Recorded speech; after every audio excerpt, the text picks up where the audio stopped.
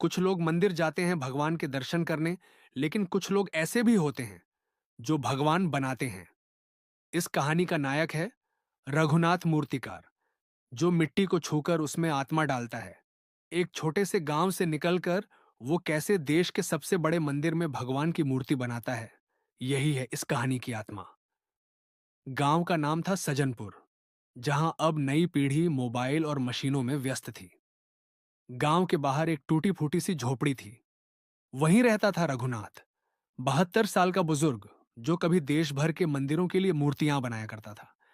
लेकिन अब न कोई ग्राहक था, न कोई शिष्य, न कोई पूछने वाला। उसके घर के आंगन में पड़ी थी कुछ अधूरी मूर्तियां, टूटी हुई छैनी और एक पुराना लकड़ी का तख्ता। फिर भी रघुनाथ रोज सुबह उठता, नहाता, पूजा करता और मिट्टी गूंथता। क्यों? उसका जवाब था, जब मैं मिट्टी छूता हूं, मुझे लगता है भगवान मेरे हाथ में है। कभी वो सोने की मूर्तियां बनाता था। राजस्थान, बनारस, उज्जैन के मंदिरों में उसके नाम की चर्चा होती थी। लेकिन मशीनों ने उसकी जगह ले ली। लोगों को अब मूर्तियां जल्दी और सस्ती चाहिए थीं। आर्ट नहीं, आर्डर चाहिए था। उसका बेटा अर्जुन भी उसे छोड़ गया था, कहकर, अब ये काम में कुछ नहीं रखा पिताजी, मैं शहर जाकर नौकरी करूंगा। रघुनाथ अकेला रह गया, पर उसने मिट्टी नहीं छोड़ी। एक दिन गांव में आई एक लड़की, आर्या, जो शहर की आर्ट यूनिवर्सिटी से लौटी थी। उसका थीसिस था भारत की खोती हुई लोक कलाएं। गांव वालों ने कहा, अगर असली कलाकार देखना है तो रघुनाथ बाबा के पास जाओ।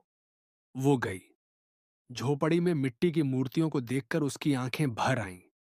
वो बोली, बाबा, आप तो चलते फिरते भगवान हैं, ये सब तो म्यूजियम में होना चाहिए। रघुनाथ ने कहा, म्यूजियम में बंद होने से अच्छा है कि भगवान खुले में रहें।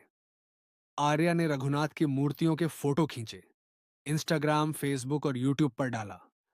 वीडियो में रघुनाथ कह रहा था, ये सिर्फ मूर्ति नहीं है, ये मेरी प्रार्थना है। 24 घंटे में वीडियो वायरल हो गया। विदेशों से आर्डर आने लगे, कला अकादमियों से इनवाइट, और बड़ी बड़ी मूर्ति फैक्ट्रियां भी संपर्क करने लगी। पर रघुनाथ ने सिर्फ एक बात कही, मैं हर मूर्ति अपने हाथ से बनाऊंगा, चाहे साल में एक ही क्यों न बने।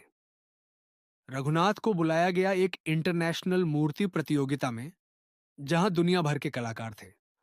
वहां उसने एक मिट्टी से भगवान बुद्ध की मूर्ति बनाई। लोगों ने पूछा, कौन सी मशीन से बनाई? रघुनाथ ने कहा, मशीन नहीं, मैंने अपने धूखों से बनाई है। उस मूर्ति को पहला स्थान मिला। काशी विश्वनाथ मंदिर से निमंत्रण आया, आप हमारी मुख्य मूर्ति बनाएंगे। यह उसके जीवन का सबसे बड़ा सम्मान था। 3 महीने तक उसने किसी से बात नहीं की, ना मोबाइल चलाया, ना कोई शिष्य रखा। बस एक ही लक्ष्य था, भगवान को उनके घर पहुंचाना। रघुनाथ ने शिव की मूर्ति बनाई, मिट्टी, पानी और अपनी सांसों से। नजरें बंद थीं, माथे पर तीसरा नेत्र, होंठों पर रहस्यमयी मुस्कान। जब वह मूर्ति मंदिर में स्थापित की गई, लोगों की आंखें नम हो गईं।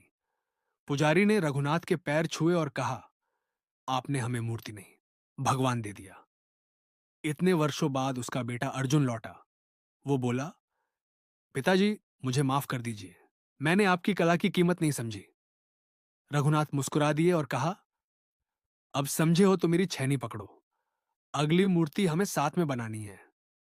अर्जुन की आंखों में आंसू थे। अंतिम संदेश, भगवान बनाने के लिए सिर्फ मिट्टी नहीं, आत्मा लगानी पड़ती है। जो हाथ कभी थकते नहीं, उनकी बनाई चीजें अमर हो जाती हैं। आर्ट मशीन से नहीं, हृदय से निकलती है।